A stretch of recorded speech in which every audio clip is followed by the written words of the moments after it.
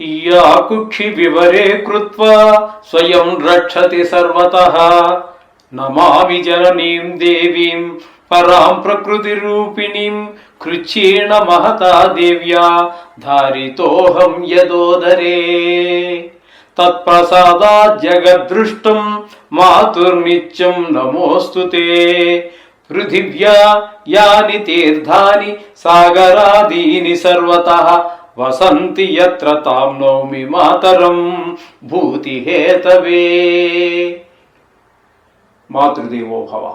కర్కాటక రాశి వారికి ఫిబ్రవరి నెల 2026వ సంవత్సరంలో గోచార ఫలితాలు ఏ విధంగా ఉంటాయో సశాస్త్రీయమైన పద్ధతిలో తెలుసుకునే ప్రయత్నం చేద్దాం.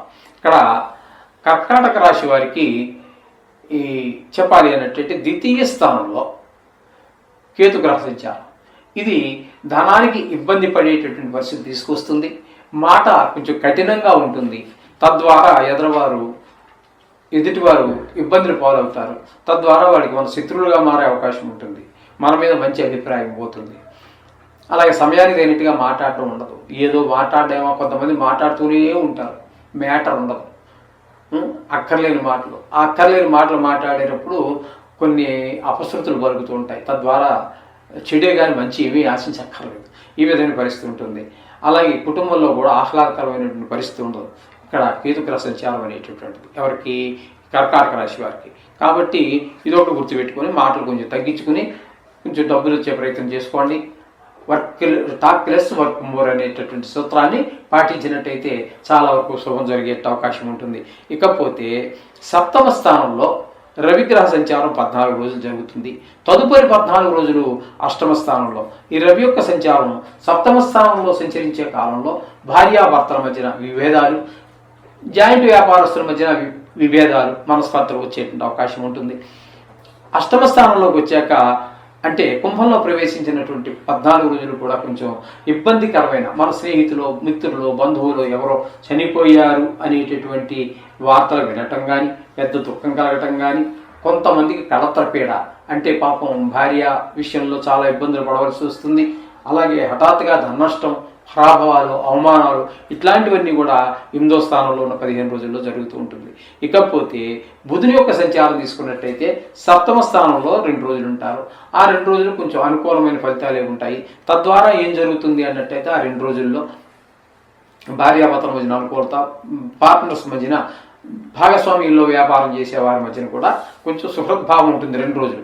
మిగతా అన్నీ కూడా 26 రోజులు కూడా కుంభరాశిలో సంచారం. అక్కడ మీకు 8వ స్థానంలో సంచారం కాబట్టి ఆయన కూడా బుధుడు 8వ స్థానంలో శుభ ఫలితాలు ఇస్తాడు. 8వ స్థానంలో ఇచ్చే శుభ ఫలితాలు ఇచ్చేటువంటి గ్రహాలు 2 బుధుడు, శుక్రుడు. ఈయన ఇప్పుడు 8వ స్థానంలోకి వెళ్ళారు కాబట్టి ఈ 7వ స్థానంలో ఉన్నప్పుడు మనకి 7లోను 8లోను అంటే బుధుడు మాత్రం పూర్తి శుభ ఫలితాలే ఇస్తూ ఉన్నారు. రవి మాత్రం పూర్తి అశుభ ఫలితాలు ఇస్తూ ఉన్నారు. ఇక కుజుడిని కనుక తీసుకున్నట్టయితే 7, 8 స్థానాలలో 7వ స్థానంలో 22 రోజులు భార్యాభర్తల మధ్యన కీచులాటలు, లేకపోతే మనస్పర్ధలు రావటము, లేకపోతే కొంతమంది మౌనంగా రోధించడం లాంటివి జరుగుతూ ఉంటాయి. అలాగే భాగస్వామ్యుల మధ్యన సరి అయినటువంటి అవగాహన లోపంతో ఆ వ్యాపారం కొంచెం కుంటుపడేటువంటి వ్యవహారం అంతా ఉంటుంది. ఇక 6 రోజులు మాత్రం 8వ స్థానంలో అది కొన్ని ప్రమాదాలు జరిగినటువంటి సంఘటనలు మన నోటీసు రావడం, తద్వారా మనం బాధపడటం లాంటివన్నీ జరుగుతూ ఉంటాయి. ఈ విధంగా ఇక శుక్రుని యొక్క సంచారం తీసుకున్నట్టయితే 7వ స్థానంలో ఒక 5 రోజులు మాత్రం శుక్రుడు 7వ స్థానంలో మాత్రం శుభ ఫలితం నుండి యువజానులు, ముఖ్యంగా భార్యాభర్తల మధ్యన విభేదాలు, అలాగే భాగస్వామ్యంలో వ్యాపారం చేసే వారి మధ్యన మనస్పర్ధలు వచ్చే అవకాశం ఉంటుంది. తదుపరి అష్టమంలో ప్రవేశిస్తారు. అష్టమంలో 23 రోజుల పాటు సంచారం చాలా శుభ ఫలితాలన్నీ కూడా ఇస్తారు ఈ శుక్ర భగవానుడు. కాబట్టి 8వ స్థానంలో కూడా మనకి అంటే మన వారికి ఎవరు కొంతమందికి చెడు, కొంచెం ఆరోగ్యం బాగలేదు, అటో ఇటో అన్నట్టుగా ఉన్నారు అన్నవారు కూడా ఈ శుక్ర భగవానుడి యొక్క అనుగ్రహం వల్ల వాళ్ళు లేచి కూర్చునేటటువంటి అవకాశాన్ని శుక్ర భగవానుడు కల్పిస్తాడు. అలాగే కొంచెం ధనలాభం వచ్చేటువంటి అవకాశం ఉంటుంది. కొన్ని చోట్ల మనకి మంచి పేరు ప్రఖ్యాతులు వచ్చే ఉంటాయి. అలాగే అప్పటి వరకు మనకి కొంచెం శత్రువులుగా ఉన్న వాళ్ళు కూడా మిత్రులుగా మారేటువంటి అవకాశం కూడా మనకి గోచరిస్తూ ఉంటుంది. ఇకపోతే రాహు రాహు అనేటటువంటి అష్టమంలో మరింత ఇబ్బందికరమైనటువంటి పరిస్థితి కల్పించేటటువంటి వాడు ఆయన కూడా. ఆయన కొంతమందికి ఆయువు తీరిపోవచ్చు, అది భార్యకి కావచ్చు, లేదా చుట్టాల్లో కావచ్చు, లేదా బంధువుల్లో కావచ్చు, మనకి ఎవరో మనకి కావాల్సినటువంటి వారిలో వారు ఆయుర్దాయం తీరిపోవచ్చు. అలాగే హఠాత్తుగా పెద్ద దుఃఖం ఏదో కలుగుతుంది, అలాగే హఠాత్తుగా ధననష్టం జరుగుతుంది. అలాగే కలహాలు, మనం మంచిగా మాట్లాడినా కూడా కలహాలు వస్తూ ఉంటాయి, పరాభవాలు అవమానాలు జరుగుతూ ఉంటాయి. వీటన్నిటిని తట్టుకోగలగాలి. మరి రాహు యొక్క ప్రభావం ఆ విధంగా ఉంటుంది. కాబట్టి ఇక భాగ్యస్థానం దగ్గరికి వచ్చినట్టయితే శని భగవాన్ యొక్క సంచారం ఇది ఇంచుమించుగా అష్టమంలో ఈ రాహు ఏం చేస్తున్నాడు. ఇక్కడ కూడా తండ్రి గారి విషయంలో శని భగవానుడు కొంచెం ఇబ్బందికరమైనటువంటి పరిస్థితి, ఆయన ఆరోగ్య విషయంలో కావచ్చు, ఈ విధంగా కావచ్చు.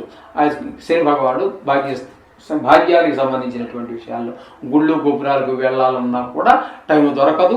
అలాగే ఖాళీగా ఉన్నా కూడా టైం వెళ్ళాలని మనస్కరించదు.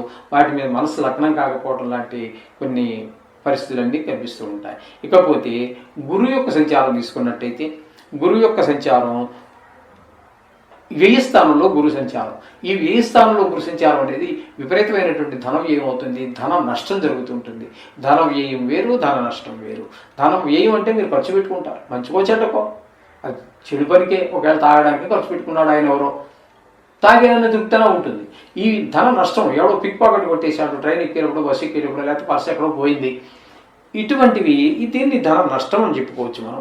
ఈ విధమైనటువంటి ధన నష్టం వల్ల మరింత క్షోభ కలుగుతూ ఉంటుంది. 1000 రూపాయలు పాడు చేసి జోదాలకో వ్యసనాలకో పాడు చేసినా బాధపడటం, కానీ ఊరికే 100 రూపాయలు పడిపోతే దాని గురించి 3 రోజులు బాధపడతారు. ధన నష్టం అనేది కొంచెం ఎక్కువ బాధాకరం, ధనం ఏం కంటే కూడా ఆ విధమైనటువంటి పరిస్థితి ఉంటుంది.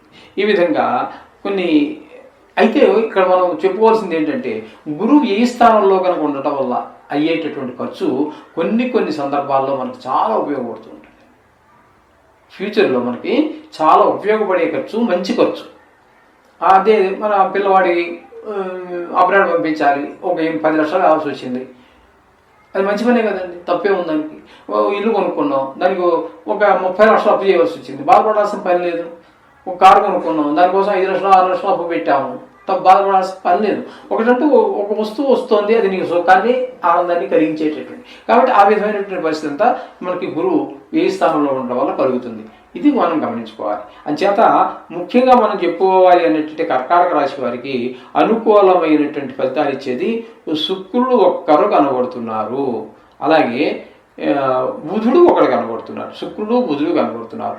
తప్పితే ఇక ఏ ఒక్క గ్రహము కూడా అనుకూలత లేదు. 2 గ్రహాలు మాత్రమే అనుకూలత ఉన్నది, మిగతా గ్రహాలన్నీ కూడా ప్రతికూలంగానే ఉన్నాయి. కాబట్టి వీరు కూడా చేసేటటువంటి ప్రతి ఖర్చులోనూ ఆచితూచి ఖర్చు పెట్టండి. మాట్లాడే ముందు కూడా ఆలోచించి మాట్లాడండి. మాట్లాడాక ఆలోచించడం వల్ల ప్రయోజనం ఏమీ ఉండదు. అలాగే కొంచెం వీలైనంత ఎక్కువ సమయం మనం ఖచ్చితంగా నవగ్రహాలను పూజించడం ద్వారా మనం ఆ గ్రహాల యొక్క తీవ్రతను తగ్గించుకునే అవకాశం ఉంటుంది.